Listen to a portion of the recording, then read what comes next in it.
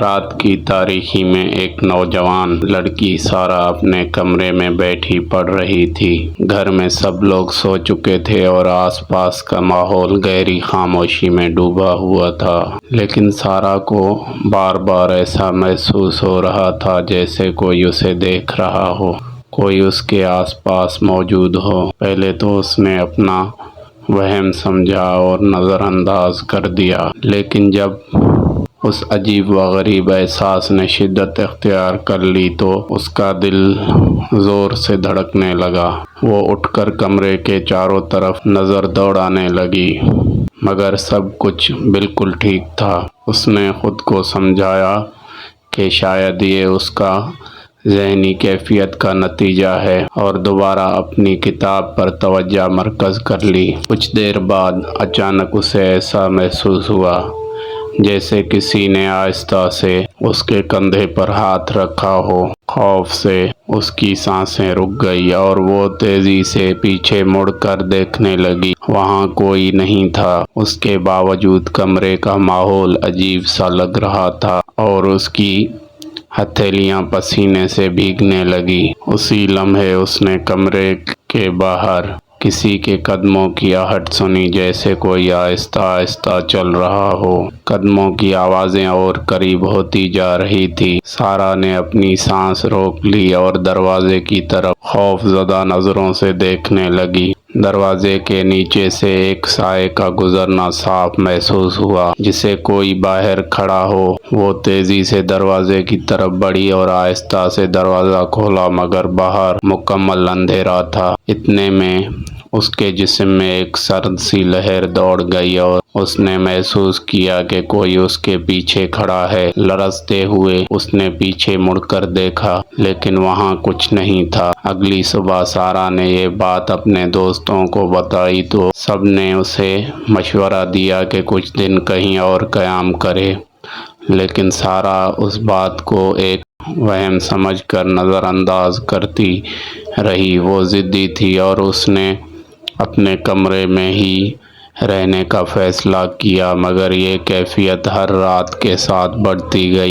ایک رات جب وہ سو رہی تھی تو اس کی چیخ کی آواز نے پورے گھر والوں کو جگا دیا۔ سب لوگ اس کے کمرے میں دوڑے آئے، لیکن سارہ اپنے بستر پر بے ہوش پڑی تھی اور اس کے چہرے پر شدید خوف کے آثار تھے۔ جب اس نے ہوش میں آ کر بتایا کہ اسے اب بھی محسوس ہوتا ہے کہ یہاں کوئی ہے، تو سب کے چہروں پر خوف کی لہر دوڑ گئی۔ اب بھی اس کے کمرے میں رات کے وقت لوگوں کو عجیب و غریب آہٹیں اور سرگوشیاں محسوس ہوتی ہیں، جیسے کوئی کہہ رہا ہو، ایسا محسوس ہوتا ہے یہاں کوئی ہے۔ سارہ کے اس واقعے کے بعد اس کے گھر والوں نے فیصلہ کیا کہ اسے کسی رشتہ دار کے گھر بھیج دیا جائے تاکہ وہ کچھ دن آرام کر سکے اور ان واقعات کو بھول سکے۔ سارہ بھی خوف زدہ تھی اور اس نے گھر چھوڑنے پر رضامندی ظاہر کی۔ اسے لگا جیسے وہاں رکنا اس کے بس میں نہیں رہا۔ وہ چند دن کے لیے اپنی خالہ کے گھر چلی گئی، لیکن گھر میں عجیب واقعات کا سلسلہ رکا نہیں۔ جب سارہ کے والدین رات کو کمرے میں جاتے تو انہیں وہاں کبھی کسی کی سرگوشیاں سنائی دیتی، کبھی کسی کا سایہ نظر آتا۔ شروع میں انہوں نے سوچا کہ یہ ان کا وہم ہے، لیکن جب یہ واقعات مسلسل ہونے لگے تو ان کے دل میں بھی خوف بیٹھ گیا۔ ایک رات سارہ کی والدہ کو ایسا لگا جیسے کوئی ان کے بستر کے پاس کھڑا ہے۔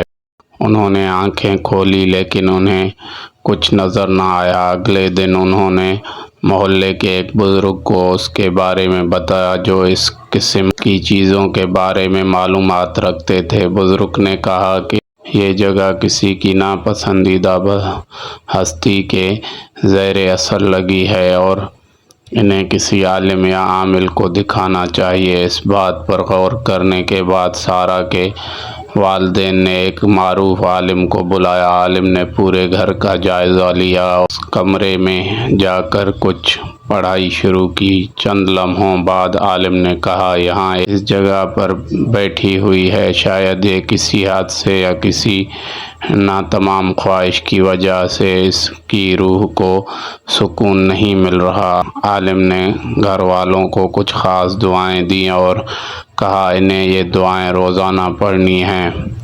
عالم نے مزید کہا کہ اس کمرے کو کچھ دنوں کے لیے بند کر دیا جائے اور گھر کے تمام افراد اللہ کا ذکر کرتے رہیں۔ سارہ کے گھر والوں نے عالم کی ہدایت پر عمل کیا اور اس کمرے کو مکمل طور پر بند کر دیا۔